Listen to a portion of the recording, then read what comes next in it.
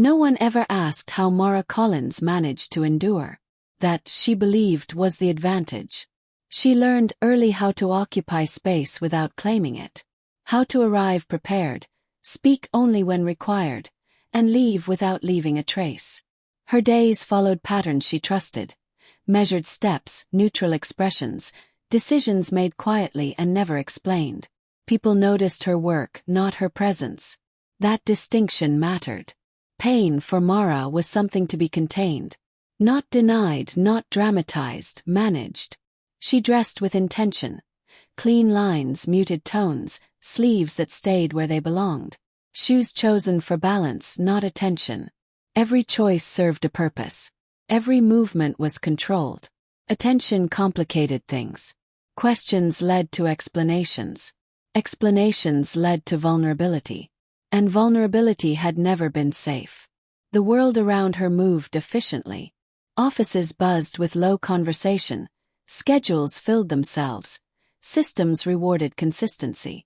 To everyone else, it was another day shaped by productivity and polite indifference. To Mara, it was another quiet negotiation with her own limits. What she didn't realize was that her discipline had begun to draw a different kind of attention.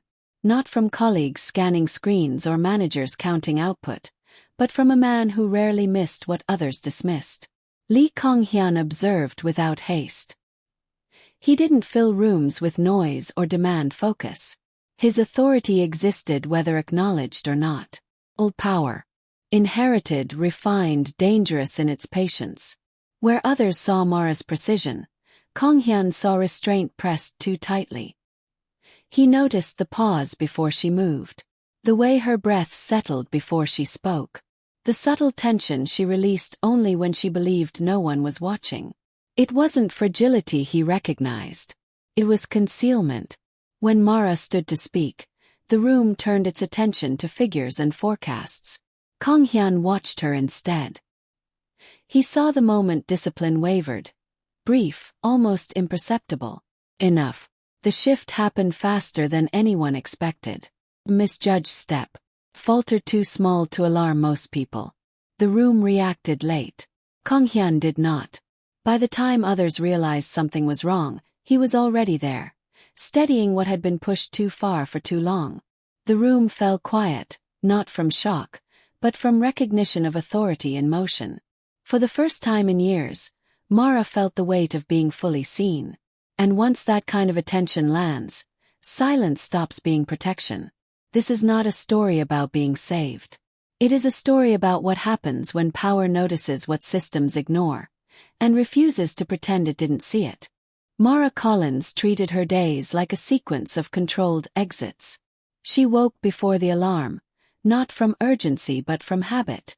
The quiet of early morning gave her time to orient herself, to take inventory of what her body would allow and what it would not. She moved carefully, efficiently, as if each motion had been negotiated in advance. There was no rush. There was no room for error. Her apartment reflected the same discipline. Nothing excessive. Nothing sentimental within reach. Surfaces clear. Lights low. The kind of space that asked nothing from her except order. She dressed with practiced intent, choosing clothes that blended into professional spaces without inviting comment. Colors that didn't linger in memory. Cuts that didn't demand notice. She had learned that anonymity, once achieved, was easier to maintain than trust. At work, Mara was exactly what was required of her. She arrived on time, prepared, already several steps ahead of the conversations that would follow. Her work was precise. Her insights delivered cleanly, without embellishment. She never lingered after meetings, never filled silence with opinions no one had asked for. People relied on her consistency without questioning its cost. Invisibility wasn't accidental. It was engineered.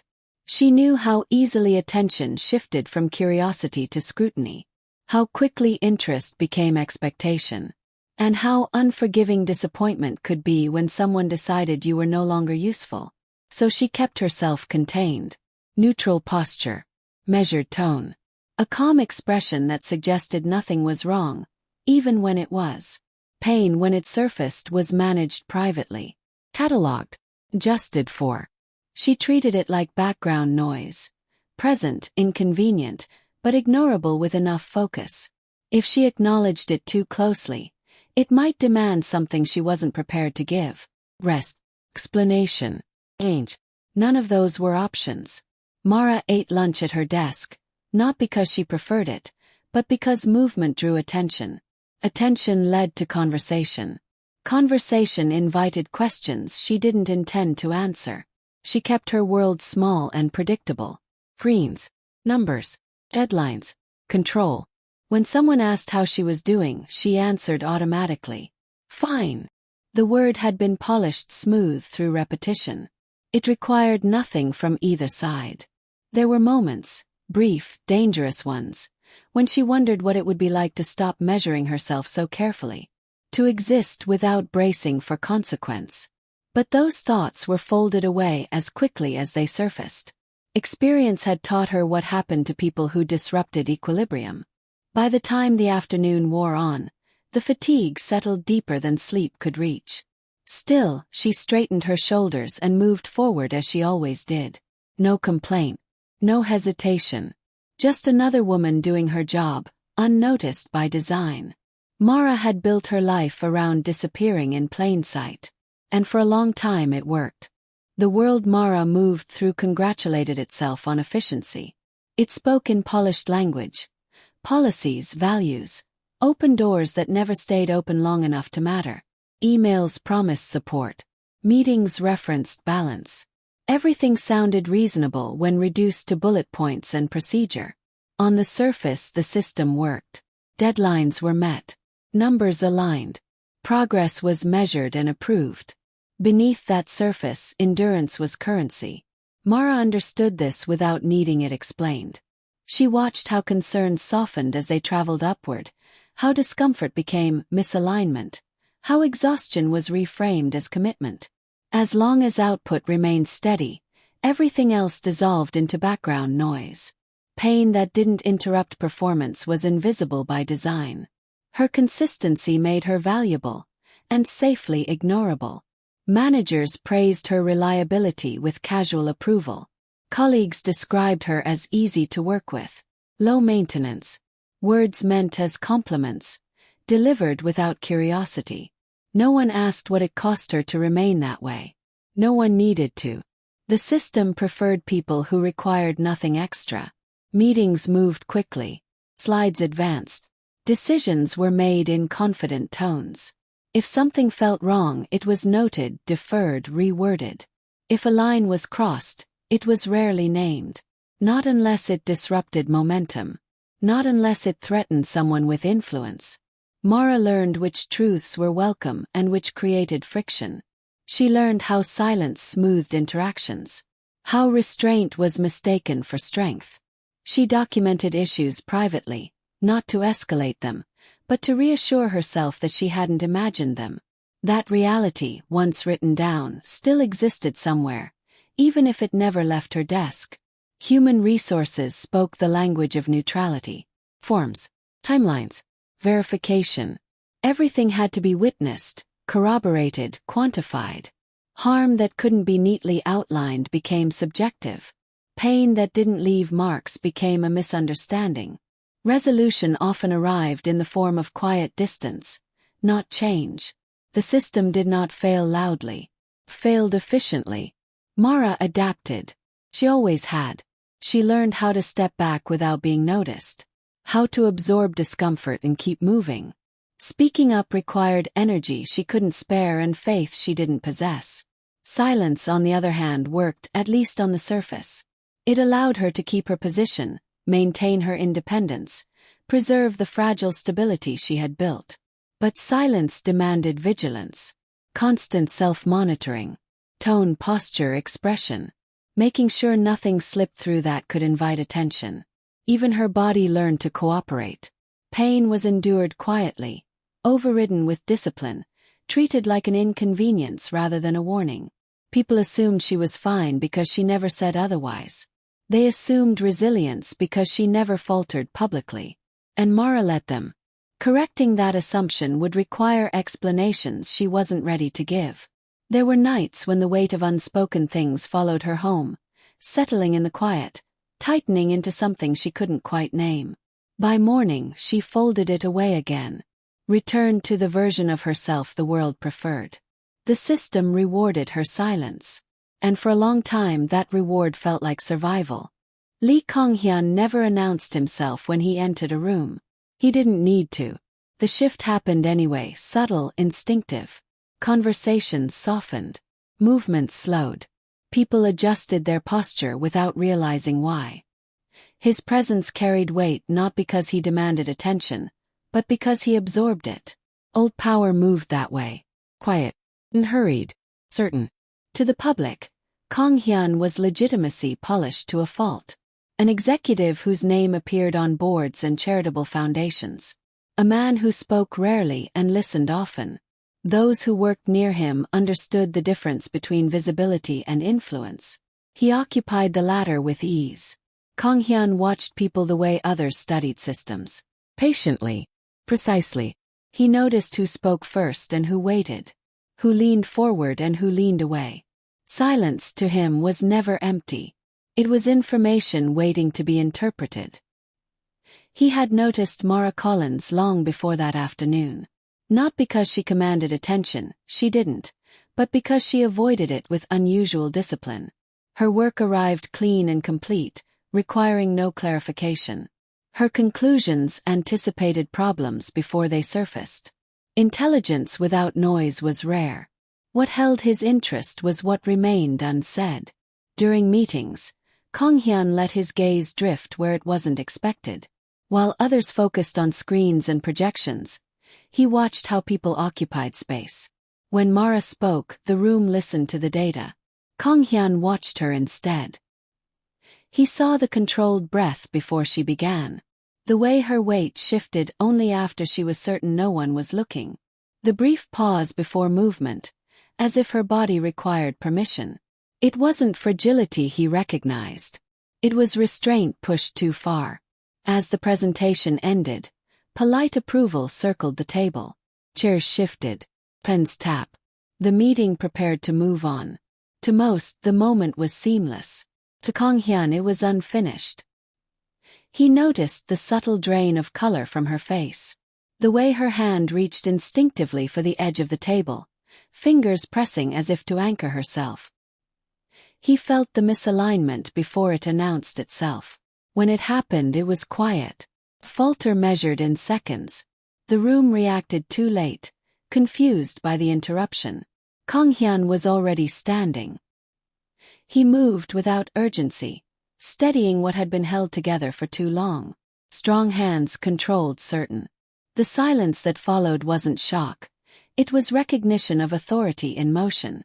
Up close, the signs were impossible to ignore. The tension she worked so hard to conceal. A shallow breath. The reflexive apology she murmured even as she swayed. Kang-hyun adjusted his grip, not possessive, not gentle. Protective in the way of someone who understood exactly what he was seeing. For the first time, Mara looked at him fully. Kang-hyun met her gaze without distraction. Not curiosity. Not pity. Decision. Once he noticed something, he did not look away. The signs had been there long before anyone thought to name them. They lived in the spaces between Mara's movements, in the moments most people never lingered on. The slight hesitation before she stood. The way she aligned herself with furniture, walls, anything solid enough to lean against without appearing to need it. How she measured distances carefully, as if misjudging a single step carried consequences she couldn't afford. She had learned to correct these things quickly. Pause disguised as thought. A breath taken as if she were simply considering her words.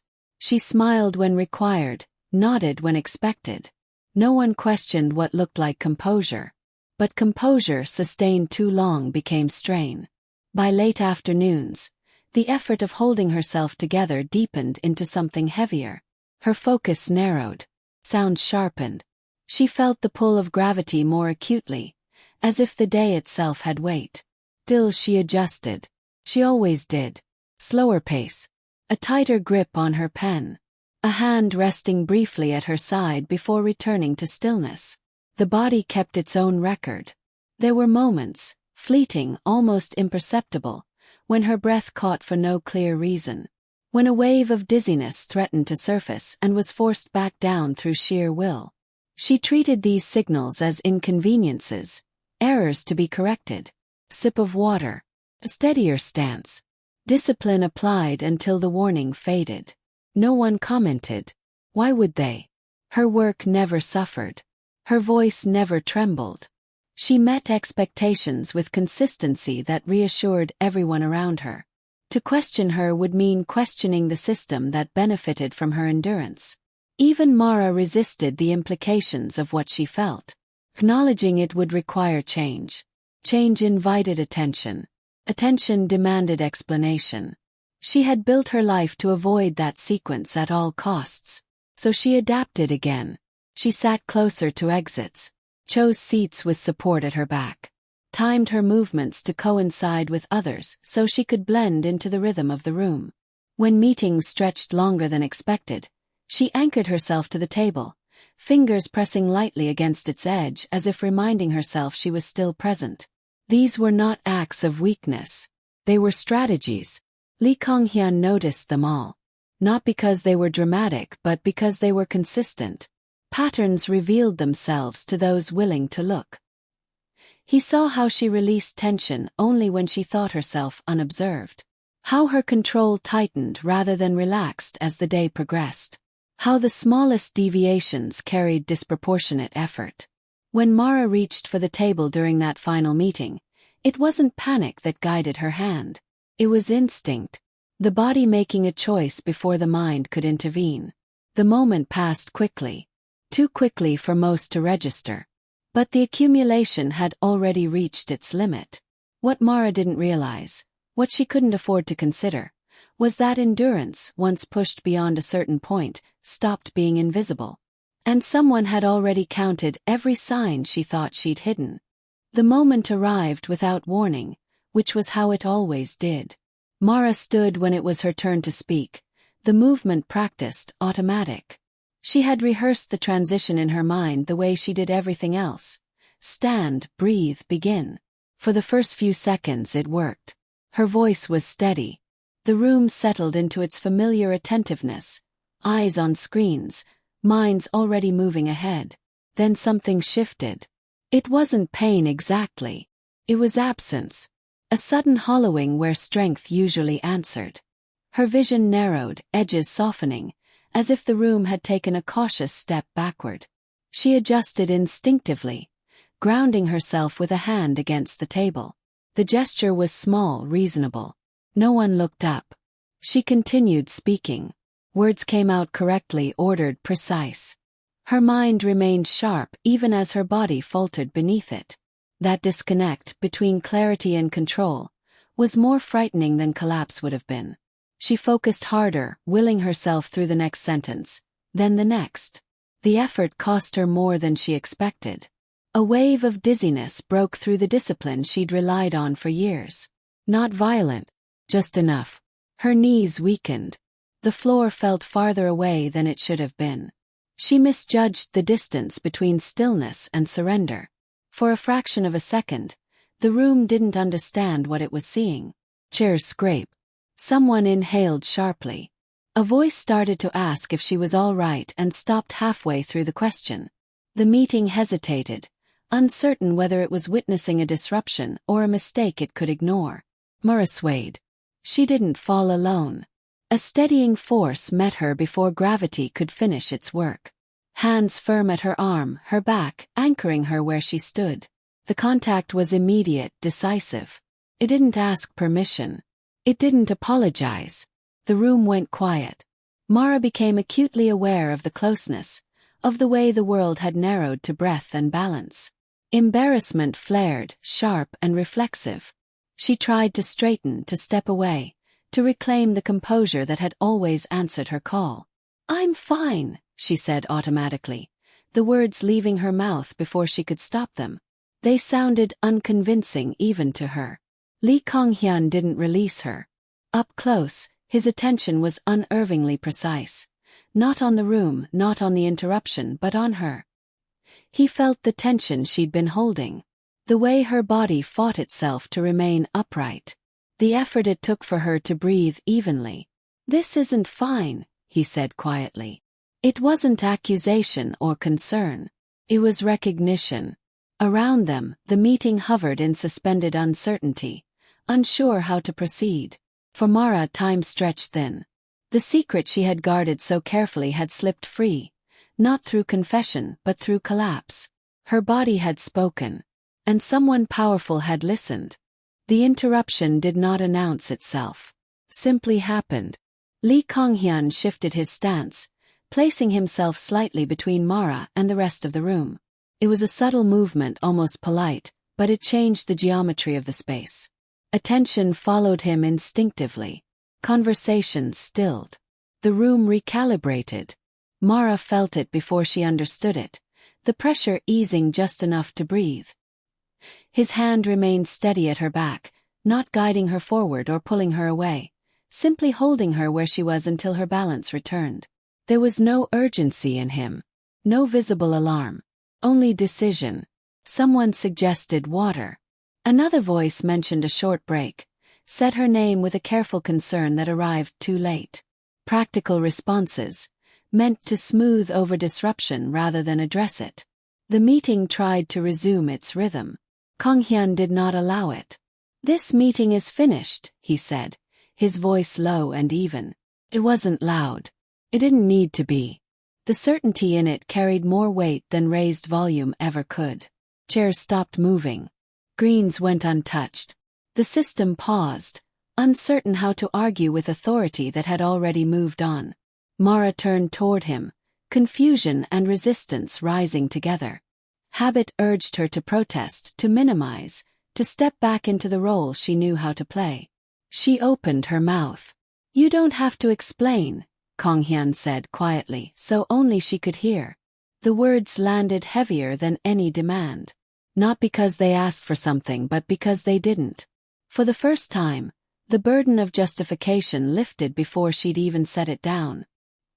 He guided her away from the table, adjusting his pace to match hers. He didn't rush. He didn't wait. His hand remained firm, protective without spectacle. The path cleared around them without instruction. Authority moved faster than language. Behind them, the doors closed, sealing off the hum of the room, the questions forming too late, the system that had watched without seeing. The hallway beyond was quiet, private in the way only executive spaces were meant to be. Carpet softened sound. Distance created containment. Mara tried to pull free. Pride flared, reflexive. "I can walk," she said, even as the effort it took betrayed her. Kang-hyun glanced at her. Not sharply, not unkindly. "I know," he replied. "You don't have to." It wasn't permission. It was acknowledgement. They entered a smaller room and the glass frosted at a touch, cutting them off completely. The air felt heavier there, more deliberate.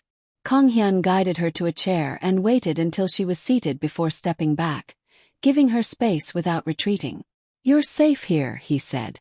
The words unsettled her more than comfort ever could. Safety had always come with conditions. Mara folded her hands in her lap, feeling the tremor she could no longer hide. The pattern she had relied on, endure, minimize, disappear, had been interrupted. And Kang-hyun had done it without asking. The space beyond the meeting rooms felt deliberately detached from the rest of the building. Mara noticed it immediately. The way sound softened, the way urgency seemed to drain from the air. The corridors were wider here, quieter. No rushing footsteps. No hurried conversations carried on without concern for who might overhear. This part of the building wasn't designed for productivity. It was designed for control. Kang-hyun walked beside her without crowding, close enough that she could steady herself if she needed to, distant enough to remind her she still had space. The balance was precise, intentional. Every instinct urged Mara to apologize, to reassure him she was fine, to promise this wouldn't happen again. The words rose and fell inside her, rehearsed out of habit. She swallowed them instead. Something about the way he moved, unhurried, unreactive, made those familiar defenses feel suddenly inadequate. They passed doors she'd never entered before, offices she'd only seen in passing, names etched into glass. Authority contained behind clean lines and quiet walls. This was not part of the system she knew how to navigate. That unsettled her more than the faltering had. "You're being removed from today's schedule," Kang-hyun said, as if noting a logistical adjustment rather than dismantling a routine she'd built her life around. "I have deliverables," she replied automatically. "Deadlines." He stopped walking. The pause was brief, but it carried weight. When he turned toward her, his expression remained composed, unreadable, but his focus sharpened. "You have limits," he said. "Those come first." No one had ever said it like that. Not as advice. Not as concern. Fact. They entered a waiting area set apart from the rest of the floor. The furniture was understated, arranged to invite stillness rather than conversation. Kang-hyun gestured for her to sit and waited until she did before speaking again. "This environment failed to notice you," he said. "That is not something you fix by enduring more." Mara's hands tightened in her lap. A familiar resistance surfaced. Fear disguised as practicality. "If I step away," she said quietly, "it won't go unnoticed." "Good," he replied. The word landed with unexpected force. Being noticed had always felt like danger. Hearing it framed as necessity unsettled something deep in her chest. Kang-hyun turned slightly, already issuing instructions into his phone. Names she didn't recognize. Arrangements made without consultation. Access redirected. Schedules altered. The machinery of power moved smoothly, efficiently in her direction. Mara watched it happen, heart pounding, not from fear exactly but from disorientation. She had spent years learning how to disappear inside systems like this. Now she was being extracted from it entirely. "You're not returning to that floor today," Kang-hyun said, ending the call. "And you won't be explaining yourself." She looked up at him then, uncertainty breaking through her composure. "You don't know what this costs." He met her gaze evenly. "I know exactly what it costs," he said. "I also know what it costs to do nothing." The system she had relied on, the one that rewarded her silence, her endurance, her invisibility, had been paused around her. And for the first time, Mara wasn't the one holding herself in place. The quiet that followed was unfamiliar. Mara sat with her hands folded, aware of the steadiness slowly returning to her breath. The room held no urgency, no expectation that she fill the silence. It waited without pressure. That alone felt strange.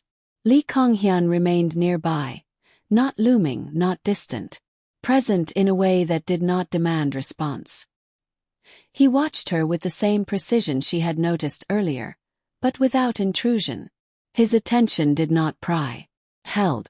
"You don't have to explain yet," he said again, as if sensing the direction of her thoughts. The word "yet" mattered. It implied time. Mara swallowed. Years of instinct urged her to speak anyway, to justify the interruption she had caused, to shrink herself back into acceptability. Explanations were currency. They smoothed over inconvenience. They made people comfortable. But he had not asked. She let the silence stand. Kang-hyun turned his gaze briefly toward the window, where the city pressed on with its relentless motion, then back to her. "People confuse endurance with consent," he said. "They assume what continues is acceptable." The observation landed gently, but it struck deep. Mara felt it resonate in places she rarely allowed herself to examine. "I'm not interested in your pain as proof," he continued, "or as justification. What I saw was enough." Something loosened in her chest. Not relief exactly, permission.